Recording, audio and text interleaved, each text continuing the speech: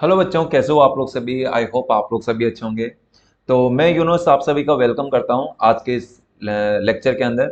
तो देखो, जैसे कि तुम लोगों को मालूम होगा कि अपन एक सीरीज चला चुके हैं, फॉर्मूला सीरीज, जहां पर अपन फिजिक्स के जो भी चैप्टर वाइज टॉपिक वाइज जो फॉर्मूले हैं उन सभी फॉर्मूलों को अपन यहाँ पर कवर कर रहे हैं। तो इसी सीरीज के अंदर आज हमारा नया चैप्टर है प्रोजेक्टाइल मोशन। इस चैप्टर के जो भी फॉर्मूले हैं, जो स्पेशली इस चैप्टर में तो बहुत ही फॉर्मूले हैं, इसमें काफ़ी सारे केसेस भी बनते हैं, डिफरेंट केस। तो हर एक केस को इस लेक्चर के अंदर कवर करने वाले हैं। मैं सारे फॉर्मूले को, सारे केस को, सबको इस लेक्चर के अंदर रिकॉर्ड करने वाला हूँ और आपको प्रोवाइड कराने वाला हूँ। तो वीडियो के देखो एंड तक बने रहना, बिल्कुल एंड तक बने रहना। यकीनन इस चैप्टर के सारे फॉर्मूले आप आज समझने वाले हो और इसके बाद कोई भी जो न्यूमेरिकल है इस चैप्टर से आपके बाहर नहीं जाने वाला है, मतलब इन फॉर्मूले से बाहर नहीं जाना है। ठीक है ना। तो वीडियो के साथ बने रहना। चलिए तो स्टार्ट करें आज का लेक्चर। तो देखो, सबसे पहले अपन यहाँ पर डिस्कस करेंगे, जो केस हम डिस्कस करके चल रहे हैं, ग्राउंड टू ग्राउंड। देखो, ग्राउंड टू ग्राउंड से मीनिंग क्या है कि आपने क्या किया, किसी ऑब्जेक्ट पार्टिकल को आपने ग्राउंड से थ्रो किया और वो घूम फिर के वापस ग्राउंड पर ही आ गया। तो इस केस में हमारे लिए सबसे फर्स्ट जो फॉर्मूला बन के आता है वो बन के आता है जो टाइम ऑफ फ्लाइट का फॉर्मूला। टाइम ऑफ फ्लाइट का मतलब ये होगा कि वो जो पार्टिकल है वो हवा में कितनी देर रह रहा है, उसका मामला। और इसका मामला होता है 2u sin थीटा अपॉन में जी, 2u sin थीटा अपॉन में जी। ओके। डेरिवेशन नहीं देखेंगे, डायरेक्ट फॉर्मूले देखेंगे, क्योंकि फॉर्मूले बेस्ड क्वेश्चंस आते हैं तो डायरेक्ट फॉर्मूले से हो जाएंगे। नेक्स्ट इसके बाद में आता है मैक्सिमम हाइट। तो देखो, मैक्सिमम हाइट क्या होगी यहाँ पर, मैक्सिमम हाइट यानी कि एच मैक्स। अब देखो, यहाँ पर बच्चों में एक और कंफ्यूजन होता है यहाँ पे, सर ये एच मैक्सिमम कैसे कह रहे हो आप। देखो अच्छा, ऐसा इसलिए जरूरी है क्योंकि देखो, हाइट तो हर पॉइंट पर है। जब पार्टिकल मेरा इस पॉइंट पर होगा तब भी कुछ हाइट होगी, जब पार्टिकल इस पॉइंट पर होगा तब भी कुछ हाइट होगी, जब पार्टिकल इस पॉइंट पर होगा तब भी कुछ हाइट होगी। तो इस पूरे प्रोजेक्टाइल में जो मैक्सिमम जो हाइट होगी ना, वो इस पॉइंट पर होगी, जिसको अपन यहाँ पर पीक पॉइंट भी कहते हैं या फिर इसको हम हाईएस्ट पॉइंट भी कहते हैं। ओके। तो यहाँ पर उसकी मैक्सिमम हाइट रहेगी, इसलिए अपन इसको एस मैक्स कहते हैं। तो जो मैक्सिमम हाइट का जो फॉर्मूला बन के आता है वो you square sine square theta upon में 2g। अब एक फॉर्मूला आता है रेंज का फॉर्मूला आता है। तो रेंज होता है कि यहाँ पर हॉरिजॉन्टल कितना डिस्प्लेसमेंट हो रहा है, तो ये होता है U square sine square two theta, sorry U square sine two theta upon में जी। इसी फॉर्मूले को अपन एक और तरीके से भी लिख सकते हैं कि 2u(x) और u(y) अपॉन में जी। देखो, u(x) का मीनिंग क्या है, तो u(x) मीनिंग है यहाँ पर जो देखो हॉरिजॉन्टल वेलोसिटी, कि वो हॉरिजॉन्टली उसकी वेलोसिटी क्या, मतलब जो u आपने जो थ्रो किया u वेलोसिटी के साथ, तो इसकी हॉरिजॉन्टल वेलोसिटी क्या है, इसका कंपोनेंट क्या है हॉरिजॉन्टल। इसी तरीके से इसका वर्टिकल कंपोनेंट क्या है u(y) यानी कि u sin थीटा। ओके। तो यहाँ से भी आप एक फॉर्मूला बना सकते हो। एक आता है कि वेलोसिटी एट टाइम टी। देखो, अगर कंप्लीट टाइम मतलब पूरा पूरा कंप्लीट करने में कितना टाइम ले रहा था, टी टाइम ले रहा था, मतलब टी टाइम ऑफ फ्लाइट के अंदर पूरा ये पाथ इसका कंप्लीट हो रहा था। लेकिन अगर यहाँ पर बात की जाए कि किसी एक पर्टिकुलर टाइम टी पर, मतलब स्मॉल टी पर, मान लिया कि स्मॉल टी पर देखो अलग, जैसे जैसे प्रोजेक्टाइल, जैसे जैसे पार्टिकल आगे मूव करना स्टार्ट करेगा वैसे इसकी पोजीशन चेंज होती जाएगी। इसके डिफरेंट पॉइंट पर डिफरेंट वेलोसिटी रहेगी। इनिशियल वेलोसिटी इसकी कुछ और है, ए पॉइंट पे वेलोसिटी कुछ और होगी, बी पॉइंट पे वेलोसिटी कुछ और होगी, तो टाइम भी कुछ और होगा। इसी तरीके से यहाँ पर कोई पॉइंट है, मान लिया कि ये कोई पी कोई पॉइंट है। अब इस पी पॉइंट पे इस पार्टिकल की कुछ वेलोसिटी होगी, तो वो वेलोसिटी क्या होगी, टी टाइम पे वेलोसिटी। तो देखो ध्यान रखना, इसके अंदर अपन बात करेंगे एक तो हॉरिजॉन्टल वेलोसिटी की। देखो, हॉरिजॉन्टल वेलोसिटी तो थ्रू आउट द प्रोजेक्टाइल क्या रहेगी, सेम ही रहेगी। हॉरिजॉन्टल वेलोसिटी में कोई चेंज नहीं आएगा, क्योंकि हॉरिजॉन्टल डायरेक्शन में जो एक्सेलरेशन होता है ना, याद रखो वो जीरो होता है, कोई अपोज करने वाला होता ही नहीं है। तो इस केस में एक्सेलरेशन क्या होता है, जीरो होता है। लेकिन जब बात करते हैं ना वर्टिकल वेलोसिटी, तो देखो वर्टिकल वेलोसिटी इनिशियल कितनी थी, यू साइन थीटा। अब जैसे जैसे अपन अपवर्ड मूव करते हैं ना, वैसे वैसे इसकी वेलोसिटी में चेंज आता है। जब तक ये हाईएस्ट पॉइंट पर नहीं पहुंच जाता तब तक इसकी वेलोसिटी डिक्रीज होती है। अब जब हाईएस्ट पॉइंट से वापस नीचे आता है तो वेलोसिटी वापस इसकी इंक्रीज होती है। यानी कि डिफरेंट टाइम पर इसकी जो वेलोसिटी होती है वो डिफरेंट होती है। अब वो वेलोसिटी हम कैसे निकाल सकते हैं, तो उसके लिए इक्वेशन फर्स्ट हम यूज करते हैं, v इज इक्वल टू मतलब u प्लस साइन थीटा, मतलब u plus A T use करते हैं, जहां पर a माइनस जी होता है। क्योंकि देखो याद रखो कि जो वर्टिकल डायरेक्शन में जो एक्सेलरेशन होता है ना वो माइनस जी होता है, क्योंकि ग्रेविटी उसको डाउनवर्ड लग रही होती है, तो उस केस में एक्सेलरेशन नेगेटिव जी होता है। तो यहाँ पर अपन क्या कर सकते हैं, इक्वेशन फर्स्ट को यूज करके अपन फाइनल वेलोसिटी निकालते हैं वर्टिकल डायरेक्शन में। तो उसका फॉर्मूला बन के आता है कि u sign theta minus G T. तो ध्यान रखिएगा, vertical horizontal velocity u cos theta, vertical velocity u sin theta minus G T. Okay. अब यहीं पर अगर आपको नेट वेलोसिटी पूछ ले तो कोई बात नहीं, हम यहाँ पर नेट वेलोसिटी का फॉर्मूला क्या बनाएंगे, तो v नेट का जो फॉर्मूला बन जाएगा वो under the root V X का स्क्वायर प्लस वी वाई का स्क्वायर, यानी कि U square cos square theta और प्लस में U sine theta minus G T का होल स्क्वायर। तो यहाँ से आप नेट वेलोसिटी निकाल सकते हैं। नेट वेलोसिटी मतलब यहाँ पे इसकी बात कर रहा हूँ, ये जो नेट वेलोसिटी ना ये निकाल सकते हो। फर्दर देखो, अब अगर अपन बात करें कि वेलोसिटी एट एच हाइट पे वेलोसिटी क्या होगी। मान लिया कि ये कोई बी ए पॉइंट है, अगर इसकी हाइट में मानता हूँ कि अगर इसकी एच हाइट इसकी है, तो इस केस में इस पॉइंट पे इसकी वेलोसिटी क्या होगी। तो देखो इसकी वेलोसिटी आप डायरेक्ट निकाल सकते हो, v is equal to U square minus two G H, ठीक है ना। वी स्क्वायर मतलब V is equal to U square minus two G H. Okay, यहाँ पर भी वैसे ही है, आप हॉरिजॉन्टल वेलोसिटी निकाल लो, वर्टिकल वेलोसिटी निकाल लो। अब हॉरिजॉन्टल वेलोसिटी सेम ही रहेगी, you cos theta. Vertical velocity H height पे क्या होगी, तो यहाँ पर आप इक्वेशन यूज कर सकते हो। इक्वेशन यूज करके अपन एच हाइट पे वेलोसिटी निकाल सकते हैं ना। थर्ड इक्वेशन यूज कर लेना, तो उससे अपन फाइंड कर लेंगे। तो यहाँ पर हमारे पास में अगर नेट वेलोसिटी देखिए, मैं डायरेक्ट नेट वेलोसिटी लिख दी है। तो वर्टिकल डायरेक्शन में जो नेट वेलोसिटी बन के आती है एच हाइट पर, वो under the root U square minus two G H, ये याद रखेगा।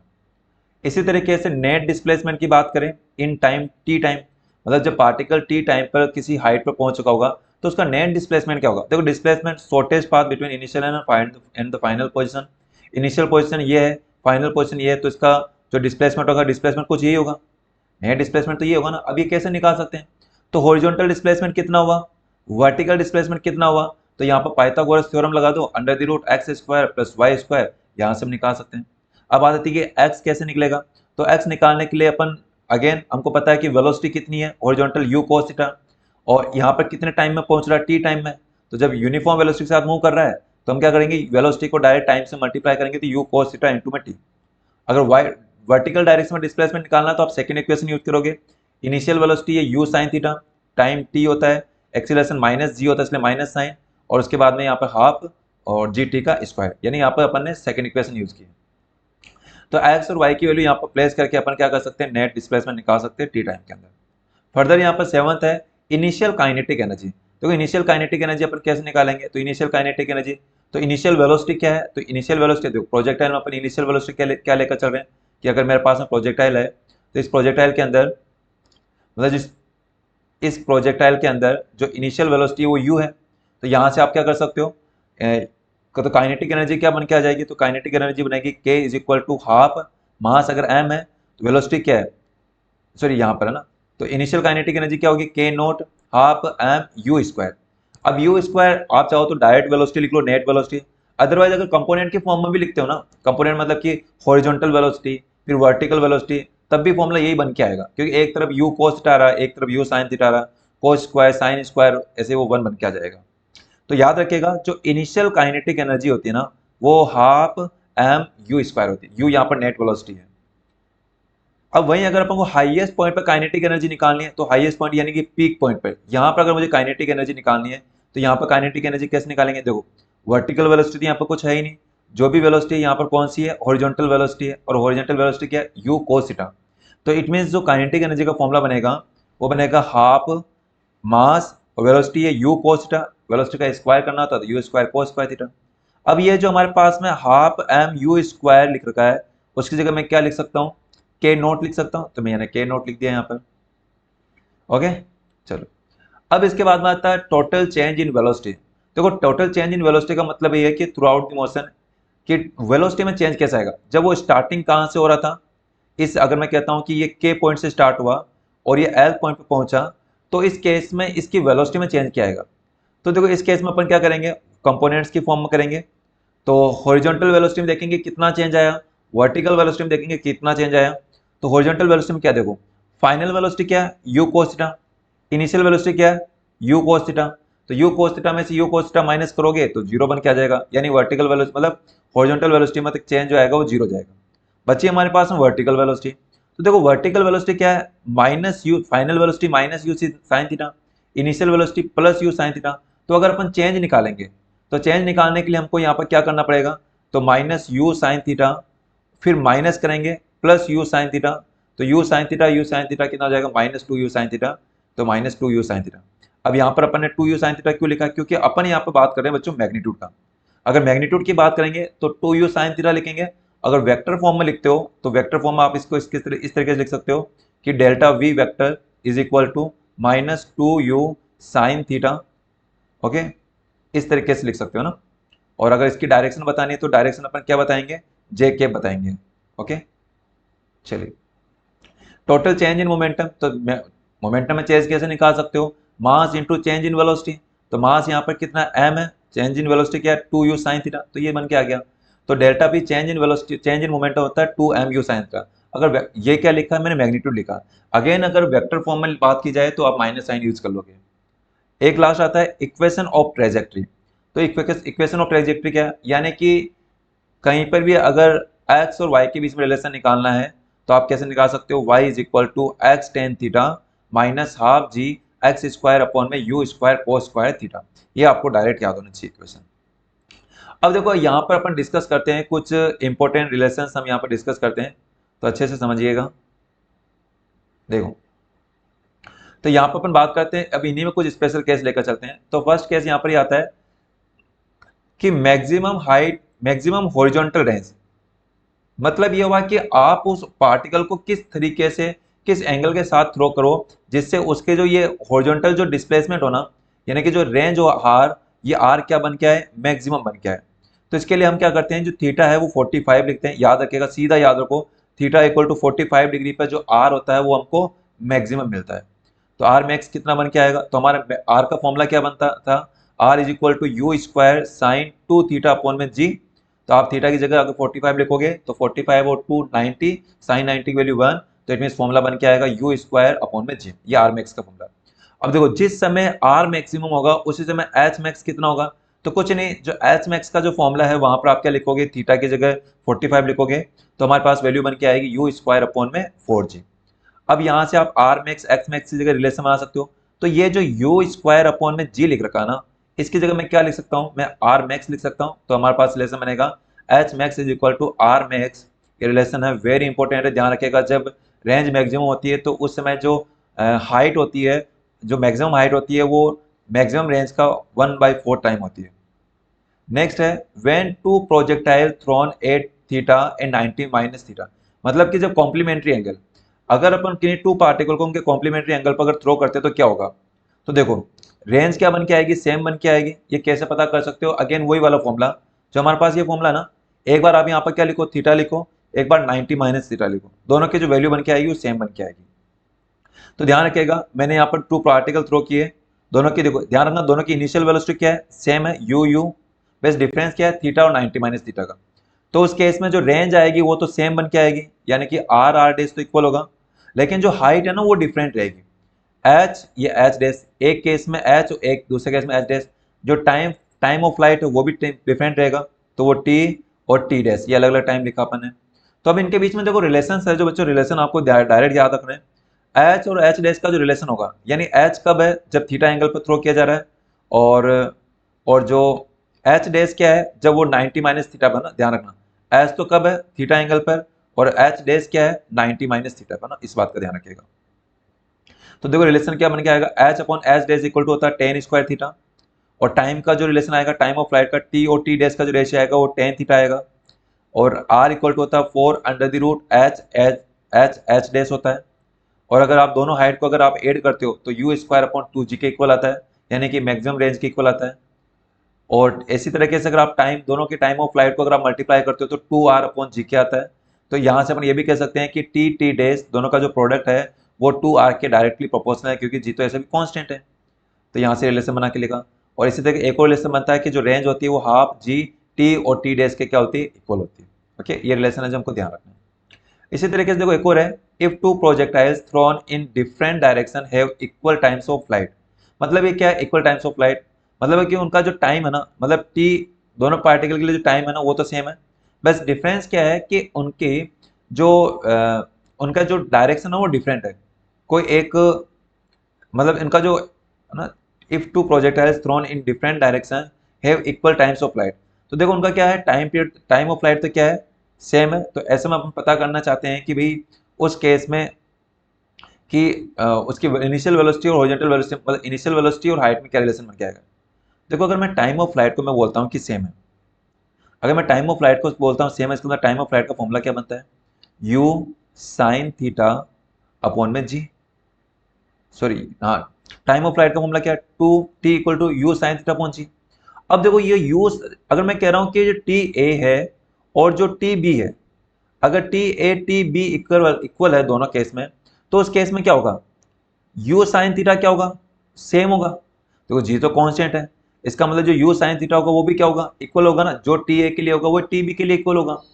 तो अब यू साइन थीटा, अगर मैं बात करूं यहाँ पर यू साइन थीटा है क्या, तो यू साइन थीटा अगर तुम ध्यान से देखोगे ना, तो किसी भी प्रोजेक्टाइल के लिए जो यू साइन थीटा होता है वो उसका वर्टिकल इनिशियल वेलोसिटी होती है, यानी कि वर्टिकल यू साइन थीटा तो होता है ना इनिशियल वर्टिकल वेलोसिटी।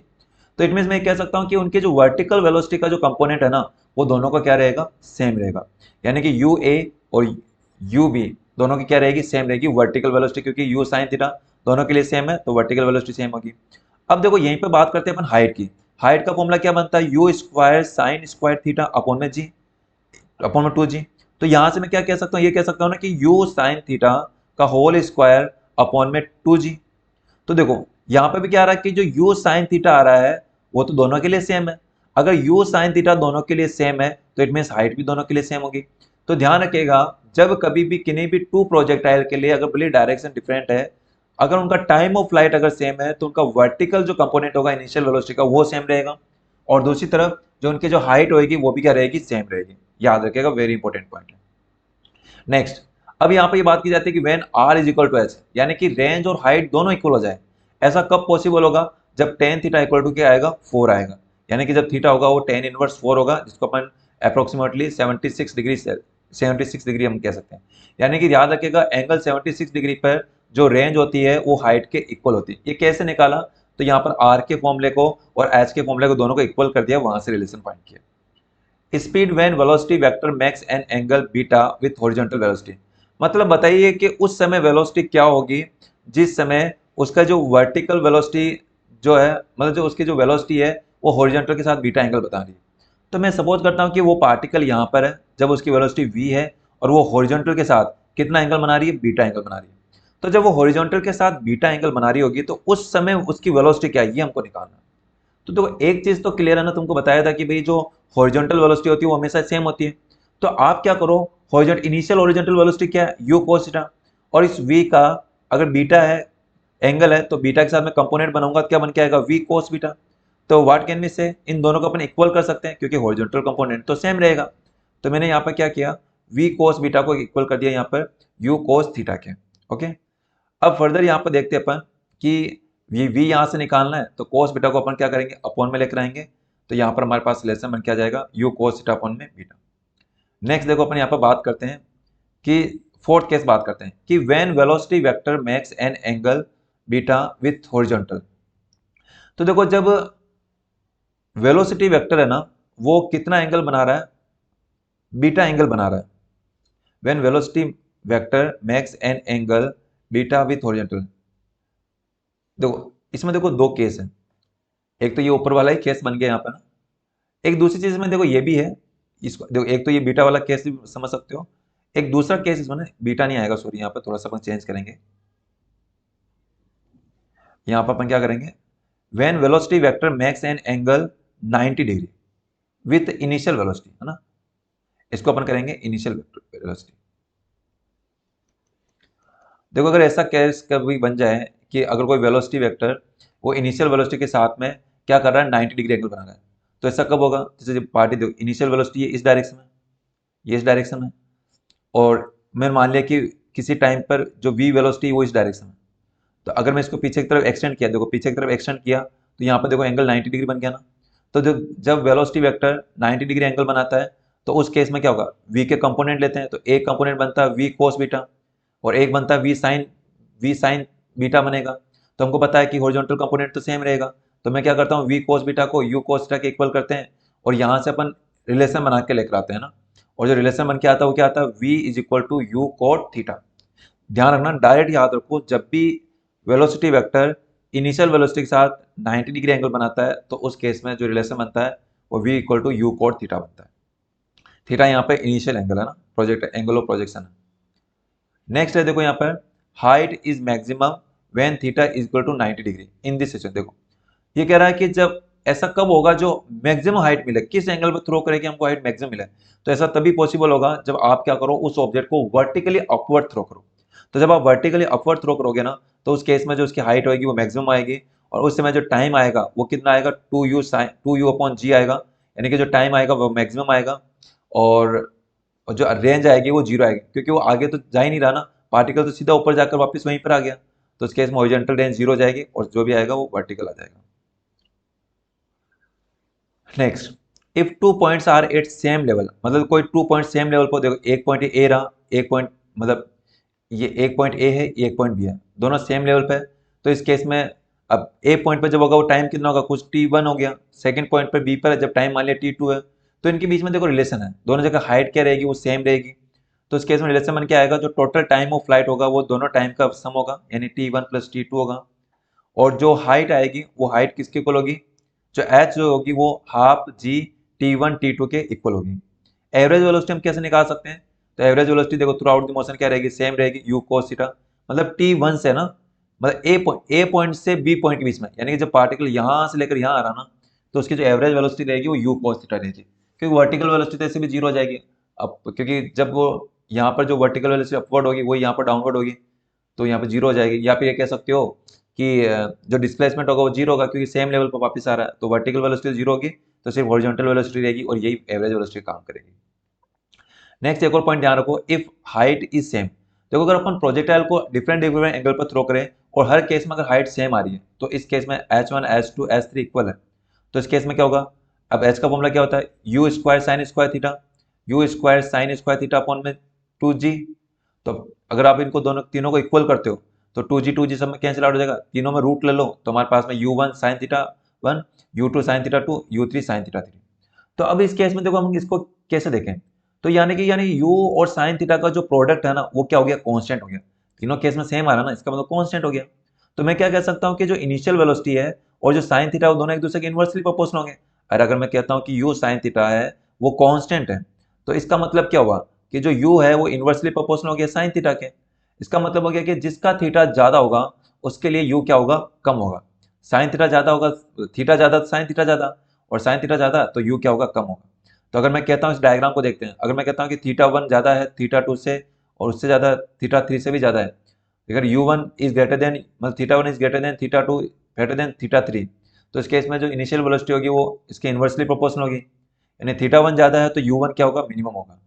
और जो टाइम होगा वो क्या रहेगा, टाइम ऑफ फ्लाइट तीनों केस में रहेगा सेम रहेगा, क्योंकि u साइन थीटा सेम है। नेक्स्ट करें। अब नेक्स्ट केस आता है, यहाँ पर नया केस आता है, हॉरिजॉन्टल प्रोजेक्शन फ्रॉम हाइट। तो एच हाइट से अगर अपन प्रोजेक्शन निकालना है तो उसको अपन कैसे निकालते हैं, उसके लिए अपन फॉर्मूले क्या बनते हैं। तो एच हाइट से आपने किसी बॉल को थ्रो किया इनिशियल वेलोसिटी यू के साथ, तो ध्यान रखना हॉरिजॉन्टल वेलोसिटी हमेशा सेम रहेगी। इनिशियल वर्टिकल वेलोसिटी क्या होती है, जीरो होती है, और हॉरिजॉन्टल डायरेक्शन में एक्सेलरेशन जीरो होता है, जो भी एक्सेलरेशन होता है वो डाउनवर्ड होता है। तो टाइम ऑफ फ्लाइट का फॉर्मूला बन के आता है t is equal to root two h upon g. Horizontal range का फॉर्मूला आता है u root two h upon g. और वेलोसिटी का टाइम, अगर टी टाइम पे वेलोसिटी पूछा, मान लीजिए टी टाइम पे पार्टिकल यहाँ पर है, तो हॉरिजॉन्टल वेलोसिटी तो सेम ही रहेगी, वर्टिकल जो वेलोसिटी होगी वो माइनस जी टी होगी ना। कहाँ से निकाला, फर्स्ट इक्वेशन से निकाला। हम जानते हैं v equal to U plus A T होता है, u इनिशियल वेलोसिटी जीरो होती है, वर्टिकल एक्सीलरेशन हम पता है कि माइनस जी है, तो उस हिसाब से vertical velocity minus G T जाएगा। नेट वेलोसिटी निकालना है तो दोनों का स्क्वायर करके रूट लेकर अपन निकाल सकते हैं वेक्टर से। एंगल निकालना है तो टेन थीटा क्या होता है, vertical component upon horizontal component. Next देखें अपन, चलिए अब अपन बात करते हैं वेलोसिटी आफ्टर फॉलिंग ए हाइट h।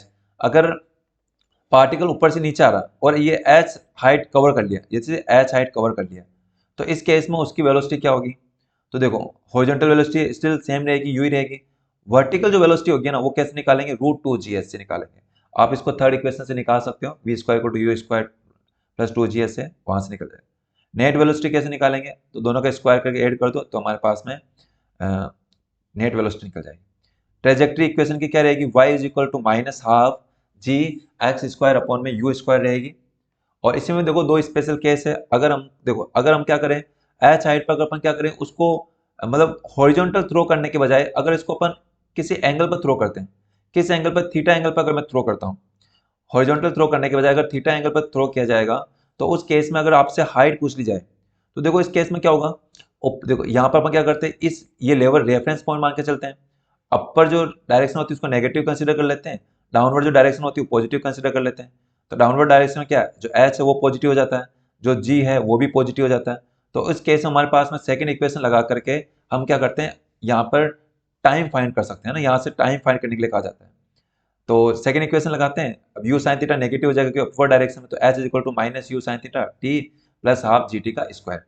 इसी तरीके से ये थीटा एंगल के साथ अगर इंक्लाइन थ्रो करने के बजाय अगर वो डाउनवर्ड अगर थ्रो करे, जैसे यहाँ पर देखो यू वेलोसिटी के साथ इंक्लाइन डाउनवर्ड थ्रो कर रहा है थीटा एंगल के साथ, तो इस केस में हमारे पास में क्या होगा, इस बार जो इनिशियल वेलोसिटी होगी उसका कंपोनेंट डाउनवर्ड डायरेक्शन होगा, यानी h positive u sine theta positive g positive. तो इस केस में इक्वेशन क्या बनेगी, h is equal to initial velocity और टी इंटू हाफ जी टी स्क्वायर। तो यहाँ से तुमको जो फाइंड करने के लिए कहा जाएगा ना, वो टी फाइंड करने के लिए कहा जाएगा।